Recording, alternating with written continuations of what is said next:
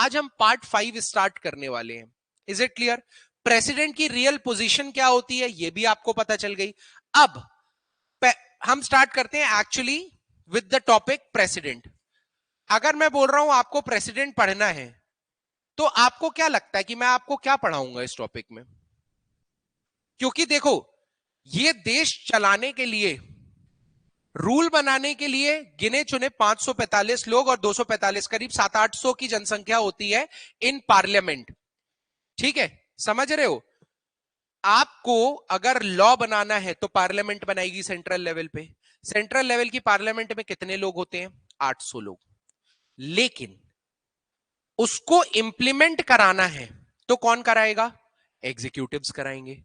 Executives को अगर उन लॉ को इंप्लीमेंट कराना है तो 50,000 से ज्यादा, 20,000 से ज्यादा एग्जीक्यूटिव्स, मतलब एक नंबर ले लो, बड़ा नंबर होगा कि वो 800 लोग लॉ तो बना सकते हैं, लेकिन उसको इंप्लीमेंट करने के लिए 80,000 लोगों की जरूरत होगी। समझ रहे हो? At any given point of time आप देखोगे सेंट्रल गवर्नमेंट के एम्प्लॉइज 70-80,000, 90,000 के आसपास होते हैं at any given point of time. तो इन लोगों की जरूरत है हमें इस देश को चलाने के लिए। Is it clear? अब इस देश को चलाने के लिए अगर इतने सारे लोगों की जरूरत है और उनका कोई लीडर है प्रेसिडेंट,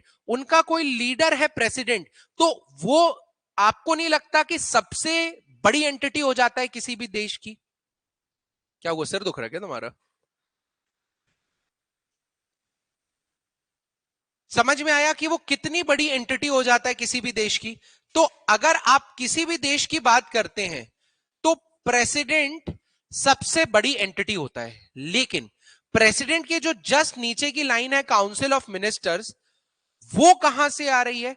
इंडिया में वो पार्लियामेंट से आती है, यूएस में वो इंडिपेंडेंटली इस प्रेसिडेंट के द्वारा चूज की जाती है। तो इस पे डिपेंड करता है कि किस टाइप ऑफ सिस्टम है और इस प्रेसिडेंट की पावर्स क्या है। बट प्रेसिडेंट यूनियन एग्जीक्यूटिव्स का हेड होता है किसी भी देश में। तो अगर हम बात कर रहे हैं प्रेसिडेंट की, तो पॉलिटी के सबसे इंपॉर्टेंट टॉपिक्स में से आएगा इस देश को चलाने के लिए, वो है प्रेसिडेंट।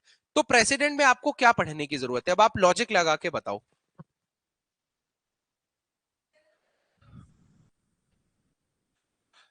फालतू की बुक से पढ़ी हुई चीज नहीं चाहिए मेरे को। मतलब बता सकते हो, लॉजिकली बताओ। ये सब तो मुझे पता है, मैं तो बता ही दूंगा। आप लोगों का मेन ऑब्जेक्टिव क्या है क्लास में आने का? कि इंटरैक्ट करो, सोच खोलो अपनी। Try to think as far as you can कि एक प्रेसिडेंट है, वो इस देश को चला रहा है और आपको उसके बारे में जानने की जरूरत है। तो आपको क्या जानना चाहिए उसके बारे में? वेरी गुड पॉइंट एक आया है पावर्स का। ऑब्वियसली इनकी पावर्स क्या होती हैं, इनके पास क्या क्या पावर्स है इस देश को चलाने के लिए। और भाई सिंपल सी बात है, कैसे प्रेसिडेंट बनता है, बनने के भी पहले कौन बन सकता है, तो आपको क्वालिफिकेशंस पढ़नी पड़ेंगी कि एक कौन बन सकता है इस देश में प्रेसिडेंट। क्या कोई भी आके बन सकता है? क्या मैं बन सकता हूं?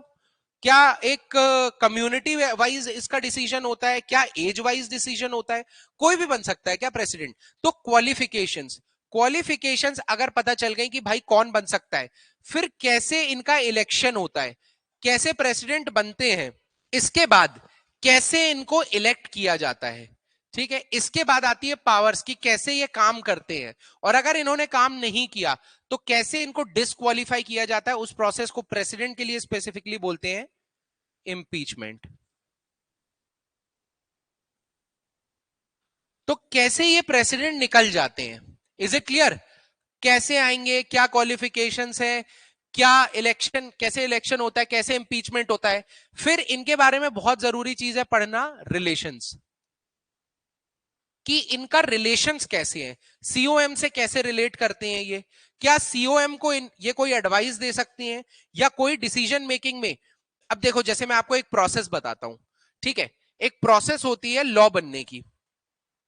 लॉ बनने की प्रोसेस कैसी होती है, समझो।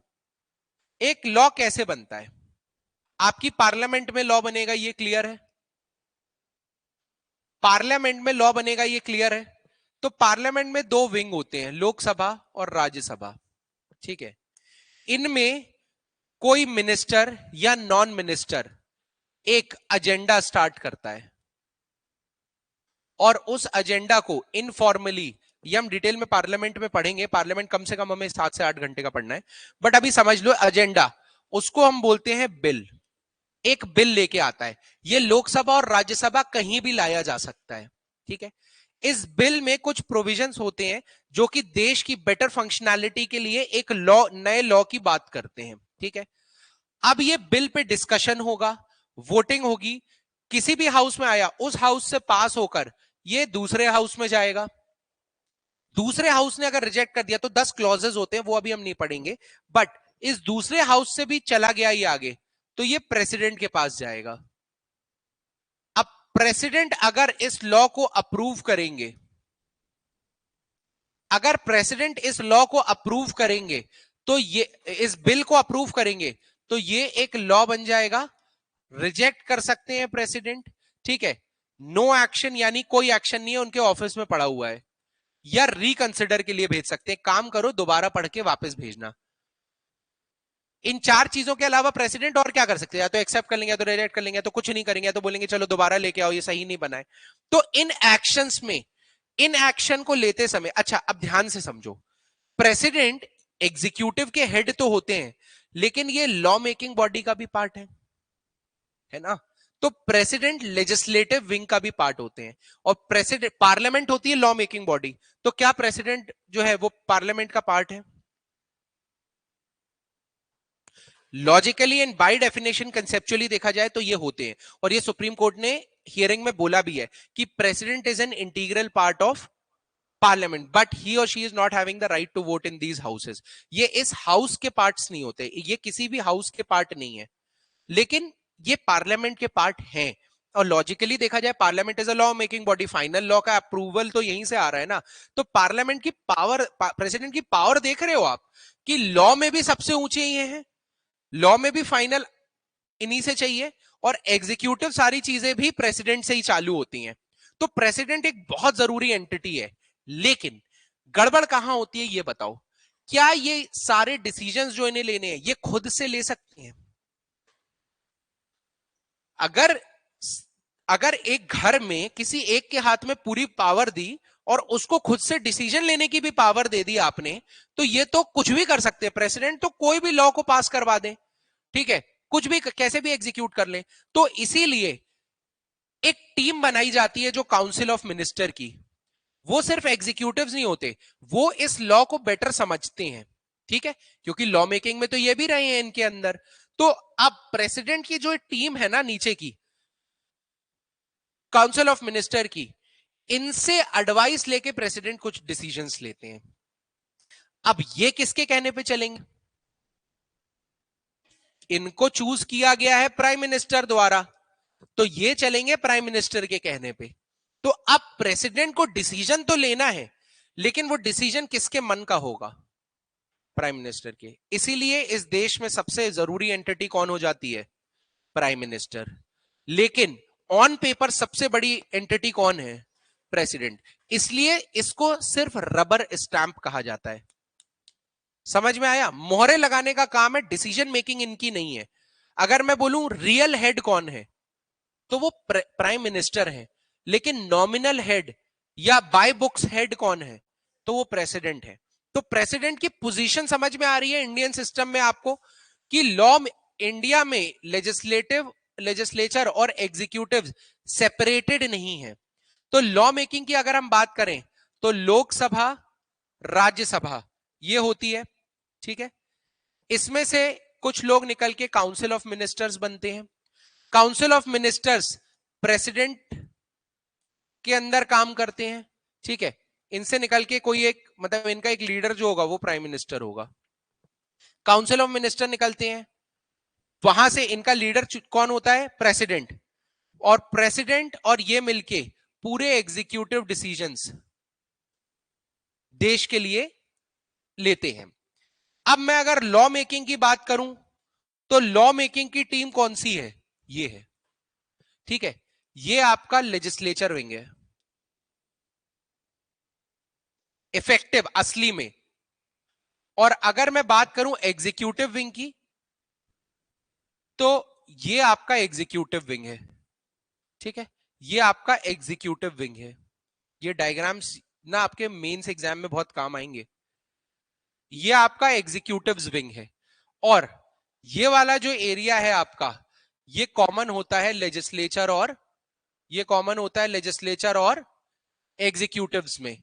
तो इसीलिए इंडिया में लेजिस्लेचर और एग्जीक्यूटिव बिल्कुल सेपरेटेड नहीं है, वो काफी हद तक इंटीग्रेट करते हैं, और वो इंटीग्रेशनल विंग कौन सा है? सीओएम और प्रेसिडेंट का। ठीक है, इज इट क्लियर? ये लोग यहां की बात यहां पहुंचाते हैं। ठीक है, लिख लो, ये डायग्राम बना लो।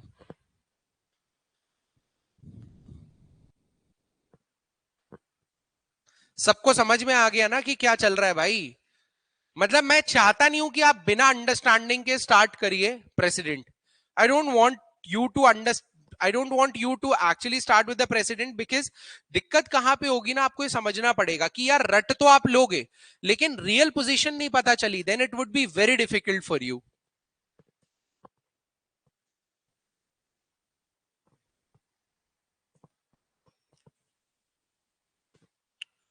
और प्रेसिडेंट बहुत इंटरेस्टिंग टॉपिक भी है, क्योंकि प्रेसिडेंट हर जगह सबसे बड़े हैं, लेकिन पावर नहीं है उनके पास।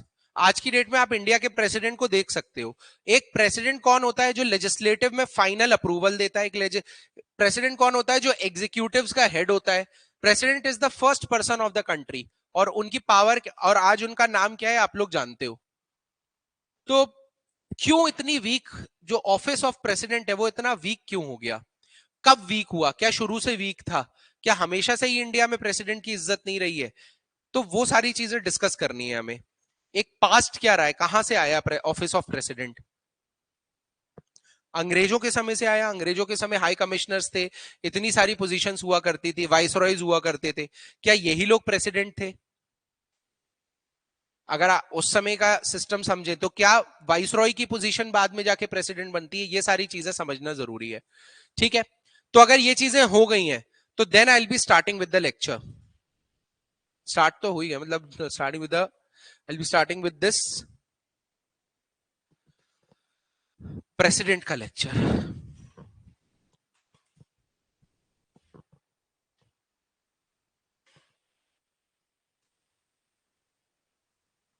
आर्टिकल 12 से लेके आर्टिकल 51 तक आप लोगों को सारी चीजें क्लियर होनी चाहिए, 51A तक।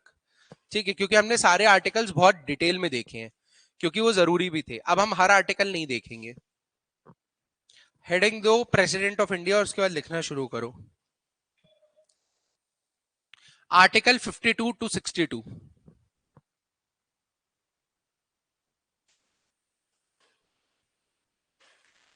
ठीक है, फिर प्रेसिडेंट के नीचे लिखो AKA, ऑल्सो नोन एज का शॉर्ट फॉर्म होते हैं AKA,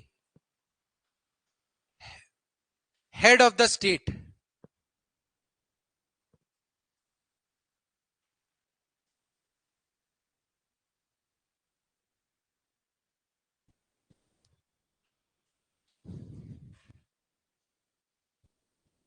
ठीक है, सेकंड देखो फर्स्ट सिटीजन ऑफ इंडिया, नीचे लिखना पहला और दूसरा। दूसरा फर्स्ट सिटीजन ऑफ इंडिया होते हैं। Third head of the executive wing, head of the executive wing.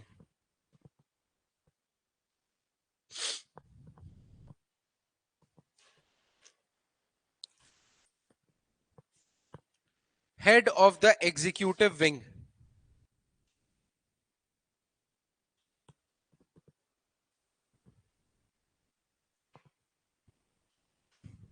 ठीक है, अब लिखो आर्ट, फिर ऐसा लिखो, फिर एक लाइन छोड़ के लिखो यूनियन एग्जीक्यूटिव्स, 2 कोलन लगा के लिखना president plus vice president.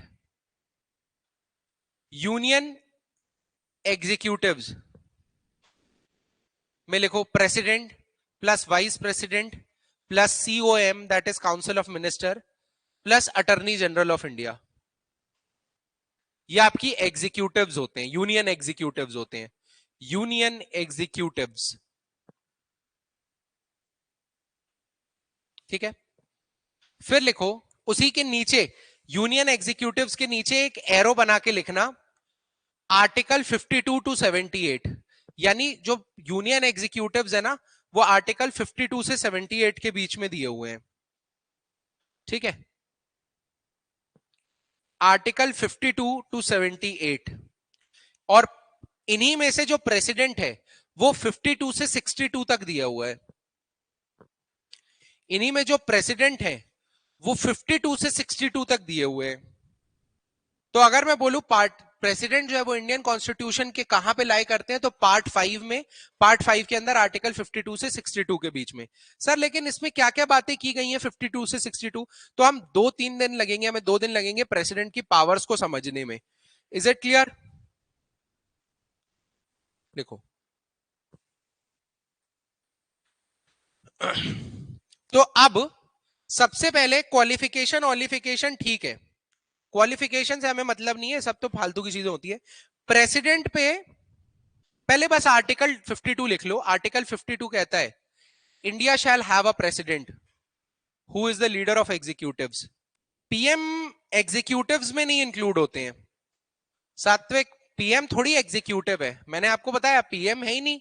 PM तो इस एग्जीक्यूटिव विंग के बाहर है ना, तो पीएम हम इसमें नहीं पढ़ेंगे, वो सेंट्रल गवर्नमेंट के अंदर पढ़ेंगे हम।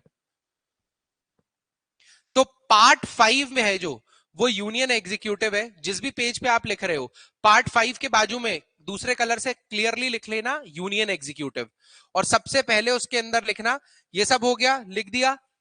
अब बड़ा बड़े हेडिंग में प्रेसिडेंट लिखो और उसके नीचे पहला लिखो article 52, India shall have a president. बस इतना ही लिखो, चलो India shall have a president. फिर आर्टिकल 53 लिखो, ये कहता है ART 53, all executives power, all executive power is vested in the hands of president. All executive power is vested in the hands of president. All executive power is vested in the hands of president, and he shall discharge these power, and he shall discharge these power either directly or through officers under him or her, under him, officers under him। फिर अलग colour से लिखना है, underline करना, all decisions of union executives, all decision of union executives are taken in his or her name।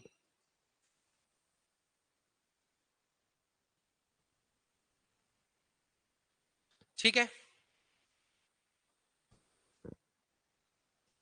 अब qualification लिखो और 1 2 3 4 करके एक के नीचे 4 पॉइंट लिख के छोड़ दो, वो बाद में लिख लेना आप लोग देख के। कुछ नहीं है, 35 साल के होने चाहिए, इंडिया के सिटीजन होने चाहिए, ये सब छोड़ो। अभी मेन चीज हम आगे बढ़ते हैं इलेक्शन पे। तो अब इतनी बड़ी चीज होते हैं प्रेसिडेंट, तो चुने कैसे जाते हैं? तो एक बड़ी हेडिंग दो, इलेक्शन ऑफ प्रेसिडेंट। और क्या है तो नहीं ना।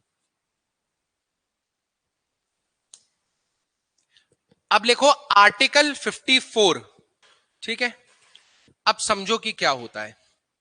प्रेसिडेंट देश के लिए जरूरी है, तो इनको चुनने में किस किस से पूछना जरूरी है? कौन कौन इनको चुनेगा ये बताओ, किसका हक है प्रेसिडेंट चुनना? थोड़ा सोच के बताना। इलेक्शन हम करेंगे, आर्टिकल 54 लिख के छोड़ दो अभी। अब सबसे इंपॉर्टेंट चीज है ये समझना कि इलेक्शन होता कैसे है प्रेसिडेंट का। समझो, देखो, सबसे पहली बात, कौन वोट करेगा प्रेसिडेंट के इलेक्शन में ये बताओ? काउंसिल ऑफ मिनिस्टर के हेड है, तो काउंसिल ऑफ मिनिस्टर को लीड करेंगे ये। तो काउंसिल ऑफ मिनिस्टर का हक है सबसे पहली बात प्रेसिडेंट चुनने का। काउंसिल ऑफ मिनिस्टर किसको रिप्रेजेंट कर रहे हैं? पार्लियामेंट को। तो पहली बात, अगर मैं बोलूं कि वोट डालने की बात है, तो कौन कौन कौन चूज करेगा? अभी हम डिस्कस नहीं करते कैसे होता है, वो सब बाद की बात है। लॉजिकली बताओ। सर पार्लियामेंट करेगी। पार्लियामेंट का करना जरूरी है क्योंकि उन्हीं के तो हेड हैं।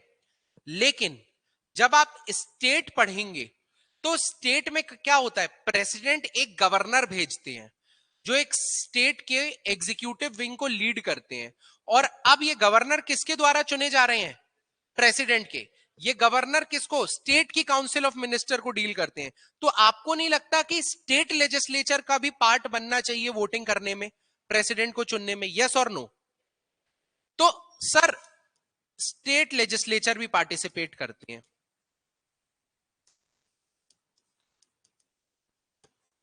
सर कॉमन मैन पार्टिसिपेट करते हैं कि नहीं करते हैं? क्यों नहीं करते हैं? हमारा डायरेक्टली उनसे कोई लेना देना नहीं है। लेना देना है भी, लेकिन हम हमारे एरिया के लेजिस्लेचर जो लॉ बना रहा है उसमें हमारा पार्टिसिपेशन जरूरी है। लेकिन एग्जीक्यूटिव्स जो होते हैं वो वोटिंग से नहीं बनते, हमारी वोटिंग से नहीं बनते। वरना अगर हमारी वोटिंग से ही बनते तो मेरे एरिया के, मध्य प्रदेश के एग्जीक्यूटिव के लिए मुझे वोट करके किसी को डिप्टी कलेक्टर या डीएसपी बनाना चाहिए। लेकिन वो मेरिट के बेसिस पे बनते हैं। ठीक है? तो इसीलिए किसी भी जगह के एग्जीक्यूटिव्स के लिए उस जगह के लोगों का वोट करके उसको executive banana is not worth it. ठीक है? क्यों? क्योंकि जो प्रेसिडेंट है उनको लोगों के साथ काम नहीं करना। President is like have to work with council of ministers, the law making body. ठीक है? लेकिन लॉ मेकिंग बॉडी को हमसे डायरेक्टली काम है क्योंकि वो हमारी रियल प्रॉब्लम को समझ के ही लॉ बनाएंगे। इसीलिए हमारे कॉन्स्टिट्यूशन मेकर्स ने लोगों में से सिलेक्ट करके लॉ मेकिंग बॉडी में भेजा, उन्हीं में से कुछ लोगों को सिलेक्ट करके एग्जीक्यूटिव में भेजा, ताकि थोड़े से एग्जीक्यूटिव लोग, मतलब समझ रहे हो, पहले हम लोग होते हैं, हम लोग संसद को और विधायक को चुनते हैं। ठीक है? एमएलए और एमपी को चुनते हैं, तो लॉ मेकिंग बॉडी में गए, इन्हीं से निकल के लीडर्स आगे जाते हैं काउंसिल ऑफ मिनिस्टर में। लेकिन बाकी जो टीम है ना काउंसिल ऑफ मिनिस्टर, उसकी क्या बोलते हैं, एग्जीक्यूटिव्स की, वो एफिशिएंट लोगों की होती है जो काम कर सकते हैं। इसलिए वो इलेक्टेड नहीं होते, सिलेक्टेड होते हैं, selected by the help of any examination. Is it clear? तो प्रेसिडेंट का सिलेक्ट होना सबसे ज्यादा किसको इंपैक्ट करेगा? काउंसिल ऑफ मिनिस्टर को, या स्टेट काउंसिल ऑफ मिनिस्टर को, या गवर्नर्स को। Is it clear? तो इनकी जो वोटिंग होती है उसमें ये लोग पार्टिसिपेट करते हैं। सर कौन पार्टिसिपेट करता है? तो चाहे लोकसभा हो चाहे राज्यसभा हो, दोनों के जो इलेक्टेड मेंबर्स हैं वो पार्टिसिपेट करते हैं। सर ये इलेक्टेड मेंबर क्या होता है? देखो, लोकसभा और राज्यसभा में बहुत ध्यान से समझना, कुछ मेंबर्स होते हैं जो नॉमिनेट होके भी जाते हैं। ठीक है? अब राज्यसभा के कुछ मेंबर्स प्रेसिडेंट द्वारा नॉमिनेट किए जाते हैं। समझना, राज्यसभा के 12 मेंबर्स प्रेसिडेंट द्वारा नॉमिनेट किए जाते हैं। अब यही लोग अगर वोट करेंगे तो जिनने इनको नॉमिनेट किया है ये इनको ही वोट देंगे, बहुत स्वाभाविक सी बात है। तो इसीलिए इन 12 लोगों को या कोई भी नॉमिनेटेड मेंबर को पार्लियामेंट के इलेक्शन में नहीं खड़ा, प्रेसिडेंट के इलेक्शन में नहीं वोट डालने दिया जाता। लॉजिक समझ रहे हो क्यों? क्योंकि कोई भी नॉमिनेटेड मेंबर है वो आया भी प्रेसिडेंट की हेल्प से है। अब उसकी जवाबदारी बनेगी, चाहे उससे आप डलवाओ या ना डलवाओ, वो वोट उसी को देगा जिसने उसको सिलेक्ट किया है। ठीक है? या वो उनका कोई रिप्रेजेंटेटिव, वो नहीं खड़े हो रहे प्रेसिडेंट में, कोई और जिसको वो बोलेंगे उसको वोट मिलेगा। तो ये बायस्ड वोटिंग होती है, इसीलिए इनको नहीं लिया जाता है। ठीक है? राज्यसभा और लोकसभा में जो इलेक्शन के थ्रू आए हैं, नॉमिनेशन के थ्रू नहीं आए हैं, वो पार्टिसिपेट करते हैं। ठीक है? यानी अपर हाउस और लोअर हाउस।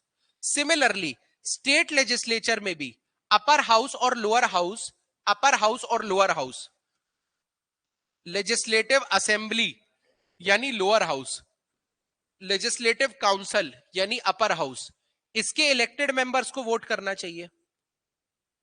यस और नो ये बताओ भाई, यस और नो ये बताओ।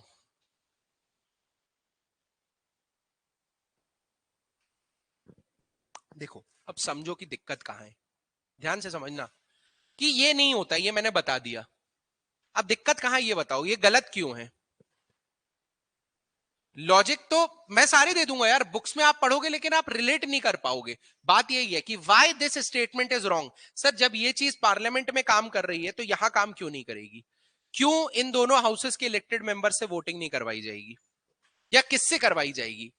समझो, बहुत ध्यान से समझो, लिख बाद में लेना। जो लेजिस्लेटिव काउंसिल होती है, क्या वो हर स्टेट में है? नहीं है, वो है काम्बुट में। ये याद है, रखने का तरीका है। कर्नाटका, आंध्रा, महाराष्ट्र, बिहार, यूपी और तेलंगाना। ठीक है, जम्मू एंड कश्मीर में नहीं होती अब, क्योंकि it is not a state any more. तो काम्बुट याद रखना। अब इन स्टेट्स में दोनों हाउसेज हैं, बाकी स्टेट्स में दोनों हाउसेज नहीं हैं, तो इन स्टेट से ज्यादा लोग जाएंगे। अब ज्यादा लोग जाएंगे तो ज्यादा वोट पड़ेंगे इनकी स्टेट से। इनकी स्टेट में जो खिचड़ी पक रही है उसका ज्यादा इंपैक्ट होगा प्रेसिडेंट की वोटिंग पे, तो ये कहीं ना कहीं गलत साबित कर देता है।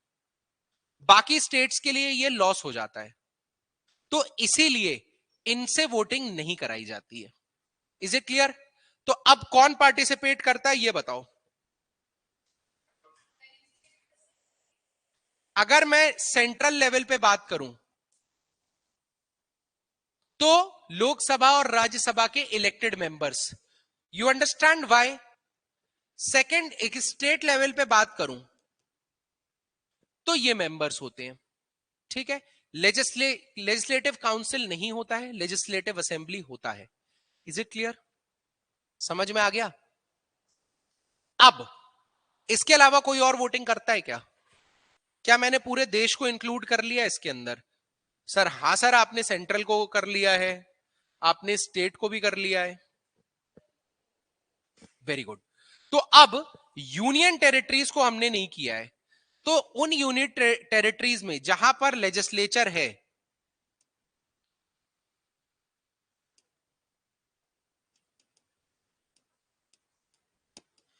वो यूटीज जहां पे लेजिस्लेचर है, वहां के भी इलेक्टेड एमएलएज वोट करते हैं।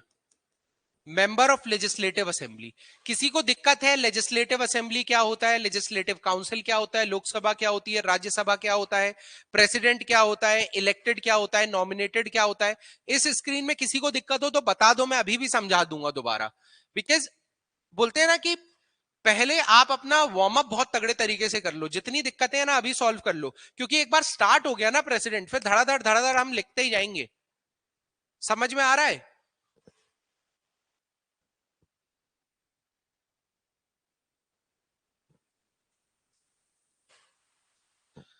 समझ में आ रहा है कि नहीं आ रहा है भैया?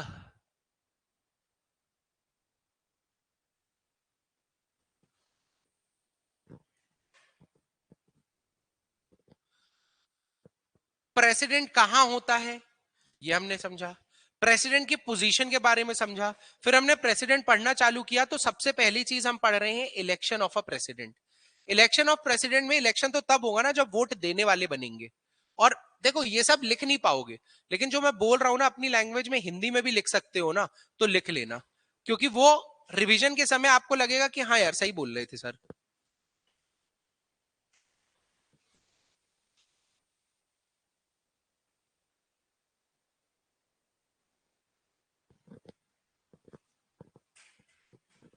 देखो, जब ये लिखोगे ना तो यहां लिख देना कि पहले इनको नहीं लिया जाता था, पहले इनको नहीं लिया जाता था, पहले इनको नहीं लिया जाता था, but after 70th amendment act of 1992 इनसे वोट पड़वाने लगे। पहले ये लोग वोट नहीं डालते थे, बट अब इनसे वोट पड़वाने लगे हैं। Is it clear? यार ये डायग्राम नहीं है, ये तो समझाने एक्सप्लेनेशन चीज है। मतलब वोट करते समय आप ऐसा बना सकते हो, वोटर्स लिख के, ठीक है, बस ऐसा बना दो, ठीक है। जो सारे वोटर्स होते हैं ना उनको हम एक साथ कर दें तो क्या बोलेंगे? वोटर्स। वोटर्स का जो ऑफिशियल नेम है उसको बोलते हैं इलेक्टोरल कोलाज। तो प्रेसिडेंट के इलेक्टोरल कॉलेज में कौन कौन रहता है? Elected members of Lok Sabha and Rajya Sabha, elected members of legislative assembly of the states, and elected members of the legislature of union territories. Is it clear? लिख लो. अब क्या है ना, इनका इलेक्शन थोड़ा सा कॉम्प्लिकेटेड होता है. क्यों? क्योंकि president is a very powerful position by books. तो हम ऐसे ही नहीं कर सकते. एक एक वोट बहुत कीमती होता है. अगर हमने बोला ये लोग वोट कर रहे हैं, ठीक है, अब ध्यान से समझना, अगर मैं सारे एमएलए की बात करूं तो हमारे यहां जैसे 230 एमएलए हैं. ऑन एन एवरेज पूरे इंडिया की अगर हम बात करें तो 2500 एमएलए होंगे अप्रोक्सीमेटली. 2500 से 3000 एमएलए होंगे. अगर इनकी भी बात कर लें, ठीक है, जो भी है, अगर मैं टोटल इनकी बात करूं तो ये अप्रोक्सीमेटली 700 होते हैं. तो कभी भी प्रेसिडेंट के लिए वोट डलेगा पार्लियामेंट्री लेवल पे तो गड़बड़ हो गई ना यार, क्योंकि इनके तो सिर्फ 700 वोट्स हैं और जो स्टेट्स चाहेंगी वो होगा. समझ रहे हो कि स्टेट्स अपने हित में काम करवाएंगी, अपने हिसाब से वो प्रेसिडेंट को चुनवा देंगी. ठीक है, पार्लियामेंट का कोई सही नहीं रह जाएगा. लेकिन प्रेसिडेंट को डायरेक्टली रूल, डायरेक्टली तो काउंसिल ऑफ मिनिस्टर प्रेसिडेंट के अंदर ही है ना. समझ ज्यादा तो नहीं हो रहा? पहले ये बता दो भाई, ज्यादा हो रहा है? समझो पहले तो, ये गड़बड़ है कि नहीं, या ये गलत है कि नहीं?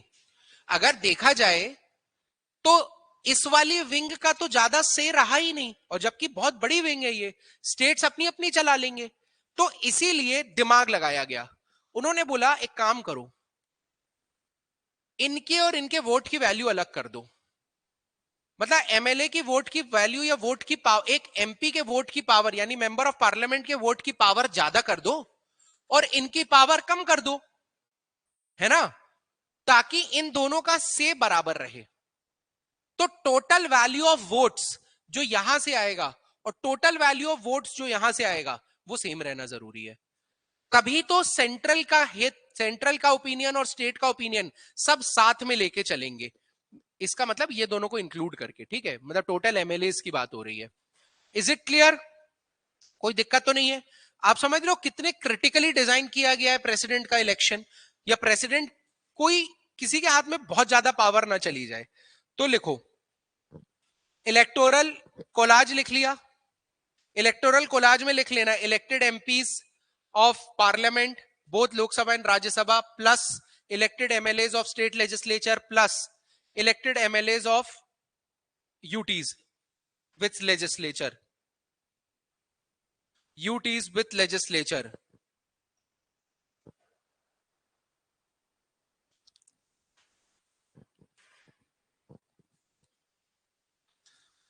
अब यहां तक सबको सारी चीजें क्लियर हैं. कितनी स्टेट्स में बाई कैमरल लेजिस्लेचर है? बाई कैमरल लेजिस्लेचर किसको बोलते हैं? जिसमें दोनों हाउसेस है स्टेट्स में. तो सिर्फ 6 में है. काम्बोट, कर्नाटका, आंध्रा, महाराष्ट्र, बिहार, उत्तर प्रदेश, तेलंगाना. ठीक है, इसको याद कैसे रखोगे? देखो, याद रखना जहां बिहार होता है वहां उत्तर प्रदेश जरूर मिलेगा आपको. ये दोनों सेम तरीके से सोच से ऑपरेट करते हैं. और जहां आंध्रा मिलेगा वहां तेलंगाना भी मिलेगा. ये भी बहुत सेम ऑपरेट सोच से ऑपरेट करते हैं. ठीक है, जैसे जब ये आप इंटरनेशनल रिलेशंस देखोगे ना, जहां पे ऑस्ट्रेलिया वहां न्यूजीलैंड मिल जाएगा, क्योंकि वो दोनों सेम, जो जो ऑस्ट्रेलिया करता है वो न्यूजीलैंड करता है. तो रटने की जरूरत नहीं है, समझो. और काम्बोट एक टेक्निक है, मुझे इतनी फालतू लगी थी, लेकिन आज तक, आज शायद 10 साल 8 साल तो हो गए होंगे, मैं ये भूला नहीं हूं आज तक. सिर्फ शायद एक बार पढ़ी थी काम्बोट करके, पता नहीं क्या है ये. इतने पता नहीं, इस वर्ड में ही मैजिक है, पता, मतलब तुम भी नहीं भूलोगे. ठीक है, तो अब इलेक्शन पे हम जाते हैं. लिखना कुछ नहीं है, हमें अब पता चला कौन वोट कर रहा है और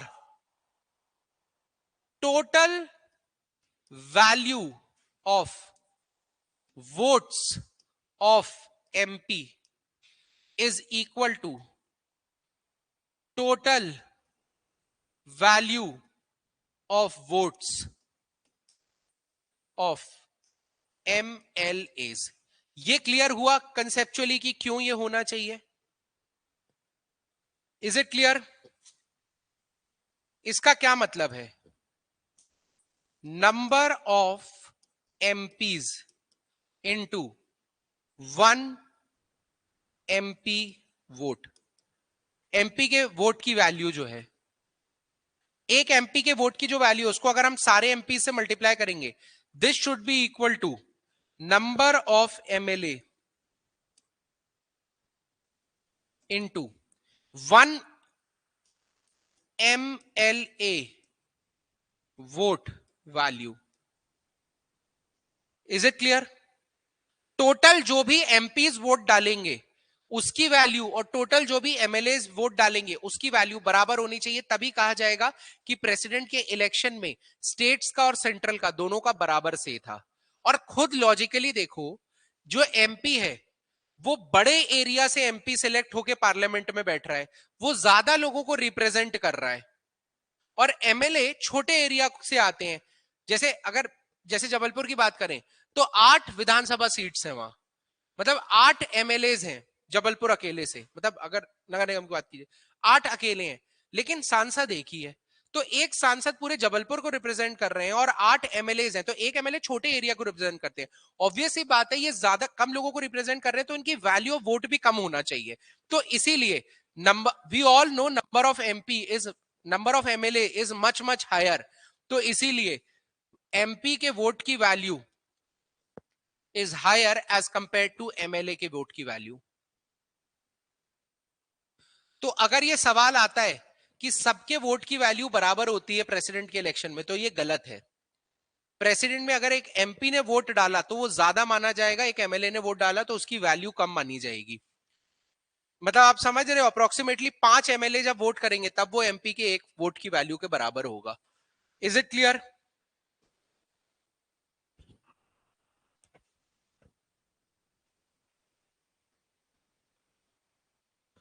ठीक है, अब लिखो इलेक्शन प्रोसेस। ये लिखने के बाद बहुत इंपॉर्टेंट टॉपिक है ये, इलेक्शन प्रोसेस, और अंडरलाइन एरो नीचे बना के 2 पॉइंट लिखना, 1 और 2। 1 में लिखो प्रपोर्शनेट सिस्टम, प्रपोर्शनेट सिस्टम, और नंबर 2 पे लिखो सिंगल ट्रांसफरेबल वोट।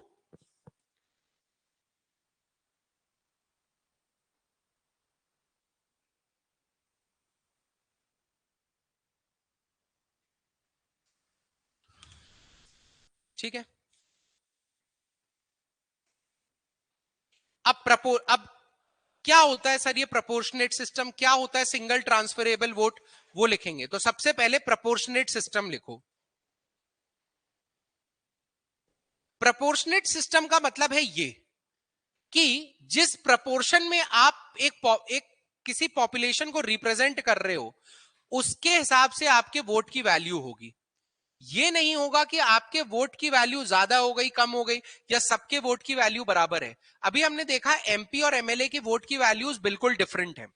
तो लिखो states are represented in electoral college, states are represented in electoral college according to their population, according to their population। देखो जिस स्टेट की पॉपुलेशन ज्यादा है उस स्टेट में ज्यादा विधानसभा सीट्स बनेंगी। विधानसभा सीट्स पता है ना कैसे बनती हैं, लिख लो पहले ये। देखो जिस जिस जगह ज्यादा पॉपुलेशन है उस जगह ज्यादा विधानसभा सीट्स होंगी, ज्यादा एमएलए होंगे। ऑब्वियस सी बात है, स्टेट की पॉपुलेशन के हिसाब से स्टेट को रिप्रेजेंटेशन मिलता है। बड़े स्टेट का ज्यादा कहना होगा प्रेसिडेंट के केस में, छोटे स्टेट का कम कहना होगा, लेकिन सारी स्टेट्स के वोट की वैल्यू मिला के टोटल पार्लियामेंट के वोट की वैल्यू के बराबर होती है, ताकि टोटल स्टेट्स का जो ओपिनियन है और टोटल जो सेंटर का ओपिनियन है वो बराबर रहे। ठीक है, ये चीज समझ में आई। अब क्या होता है, प्रपोर्शनेट सिस्टम समझ में आया, लेकिन प्रपोर्शनेट सिस्टम कहता है कि स्टेट की पॉपुलेशन के बेसिस पे रहेगा। अब उत्तर प्रदेश ने भड़ाबड़ अपनी पॉपुलेशन बढ़ाई है पिछले कुछ सालों में। केरल ने लिटरेसी के कारण पॉपुलेशन कंट्रोल कर ली। ठीक है, अब फायदा किसका होगा? यूपी का होगा। कि भाई पॉपुलेशन ज्यादा है तो उनका से इन प्रेसिडेंट सिलेक्शन ज्यादा हो जाएगा। But is this right? एक तो उन्होंने गलत काम किया, पॉपुलेशन कंट्रोल को ब्रीच करके आप बढ़ रहे हो आगे। ठीक है, तो केरल आवाज उठाएगी, या जो पॉपुलेशन कंट्रोल या लिटरेट स्टेट है, क्या उनका यह गुना था कि वो पढ़े लिखे थे या उन्होंने फॉलो की चीजें? ये तो गलत हो जाएगा। इसीलिए पॉपुलेशन आज की नहीं ली जाती। एक समय था जब पॉपुलेशन इतनी तेजी से नहीं बढ़ी थी, एक एवरेज थी, उसको बोला जाता है 1971 के जो सेंसस की पॉपुलेशन थी। तो किस पॉपुलेशन के हिसाब से इनको डिवाइड किया जाता है?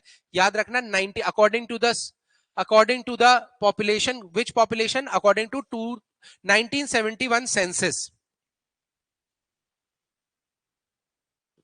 ठीक है, और उसके नीचे एरो बना के ऐसे लिखो, जैसे मैंने भी लिख देता हूं, मैं, तुम लोग भी देख लो। अब काम की चीज यही है, लेकिन ये मैंने अलग से लिख दिया था, हिंदी में लिखा है ये। समझ में आया? तो लिखो 1971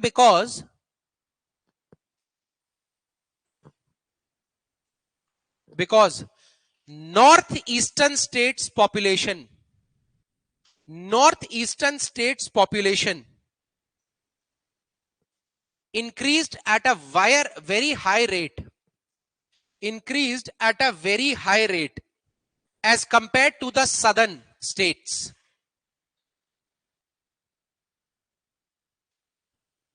Because southern states focused on population control.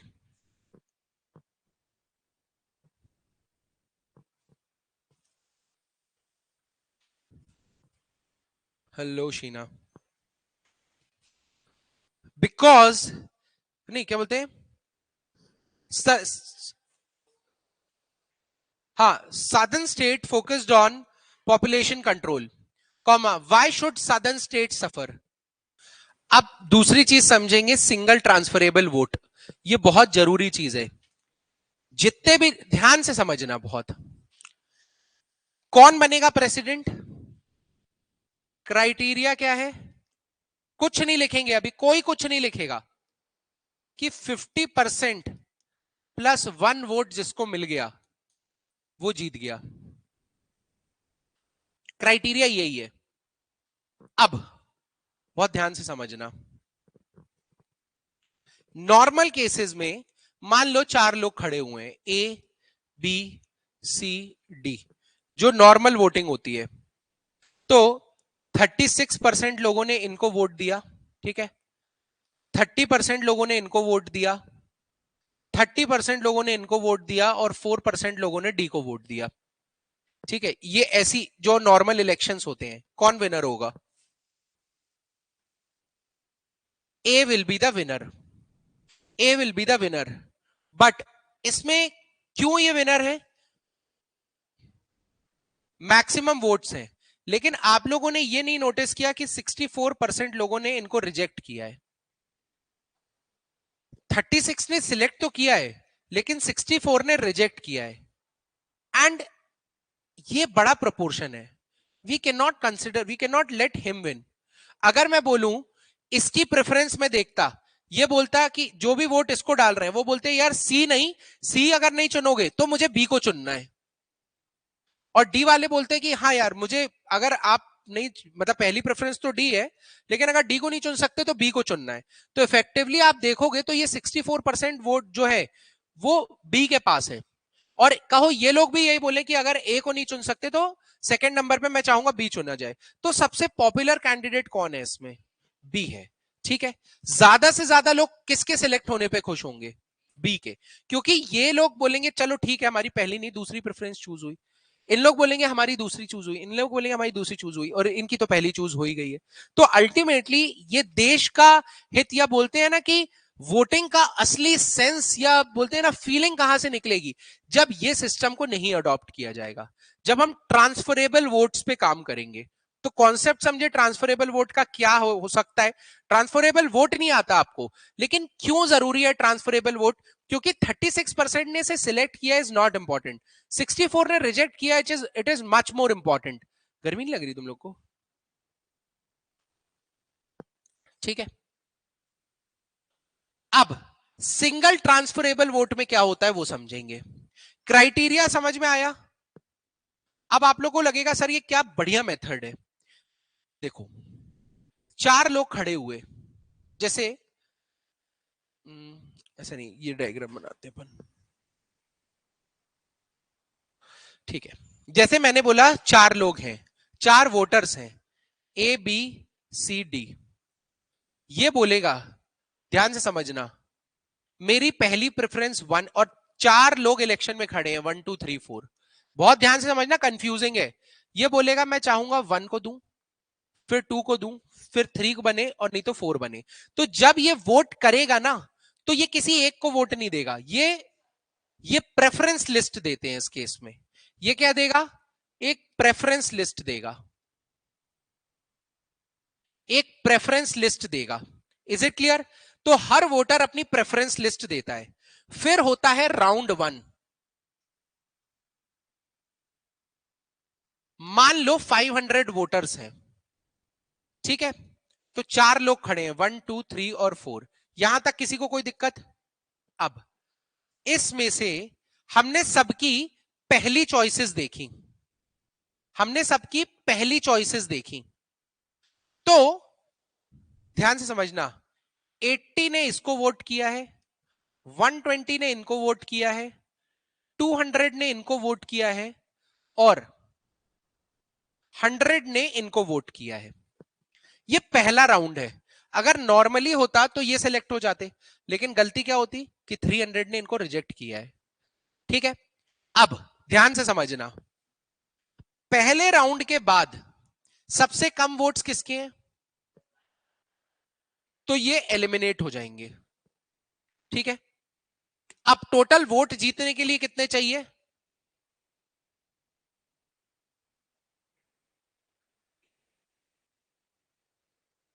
अरे 500 टोटल सीट्स है, क्राइटेरिया क्या होता है? 50% +1। 251 वोट्स चाहिए जीतने के लिए। क्या किसी के पास 251 वोट्स थे? नहीं है। जैसे ही किसी के पास 251 वोट्स आएंगे, वो जीत जाएगा। अब ये 80 लोगों को एलिमिनेट कर दिया गया, तो इनकी पहली प्रेफरेंस क्या थी? 1। लेकिन अब 1 को तो नहीं सिलेक्ट किया जा सकता, तो इनकी दूसरी प्रेफरेंस देखेंगे।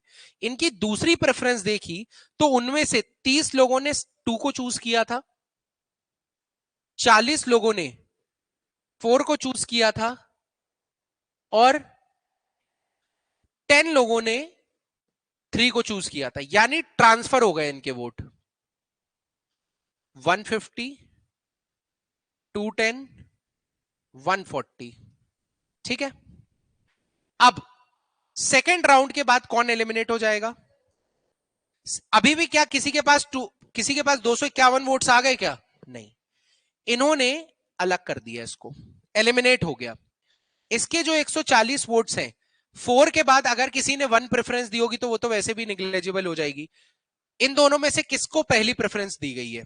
ठीक है, तो 140 में से 130 ने इसको चूज किया है, और 10 ने इसको चूज किया है। तो अब इसके वोट्स हो गए 280, और इसके वोट्स हो गए 220।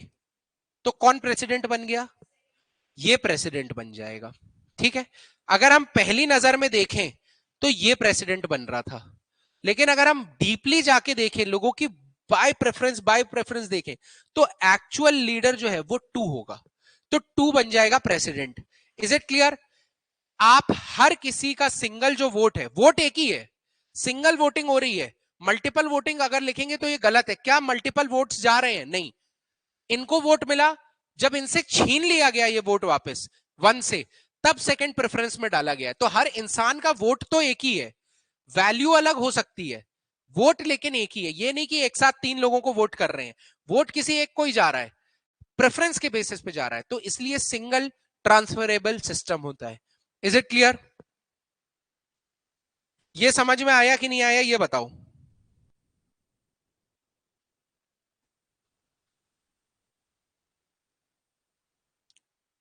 एक बार जितने लोग लाइव लेक्चर में भी हैं वो भी यस लिख दें अगर समझ में आ गया हो तो, ठीक है।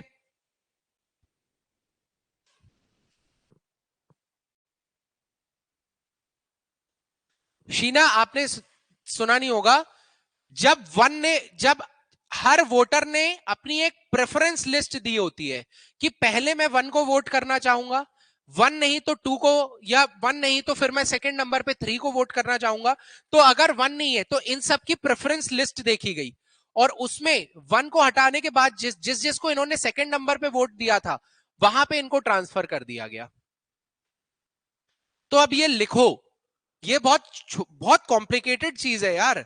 अब तुम लोग सिंगल ट्रांसफरेबल वोट लिखो, उसके बाद ये डायग्राम बनाओ, और यहां हिंदी में अपनी कहानी लिखो कि सबसे पहले वोटिंग चालू हुई, 500 लोगों ने वोट डाला, अगर सबसे कम वोट्स वन के थे, लेकिन उसकी प्रेफरेंस, इसलिए उसको एलिमिनेट किया गया, और प्रेफरेंस लिस्ट के हिसाब से सेकंड नंबर पे जिस जिसको वोट मिलने चाहिए थे उनको डाले गए।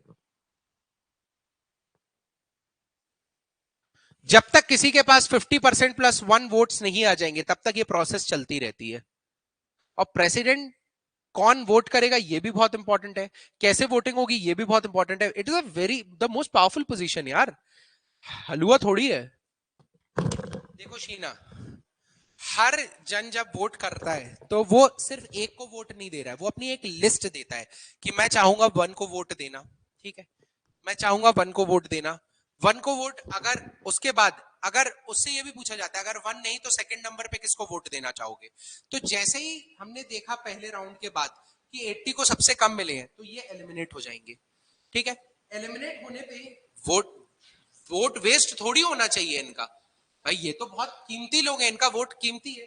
तो इनमें से जिसने पहले नंबर पे दी थी वो तो 80 लोग थे जिन्होंने वन को प्रेफर किया था, लेकिन उन सबकी सेकंड प्रेफरेंस देखी जाएगी फिर कि सेकंड प्रेफरेंस कितनी है, और सेकंड प्रेफरेंस 30 लोगों की टू थी, 10 लोगों की थ्री थी, और 40 लोगों की फोर थी। इसलिए सेकंड राउंड इसके बाद इनका वोट ट्रांसफर हो गया 2, 3, 4 में।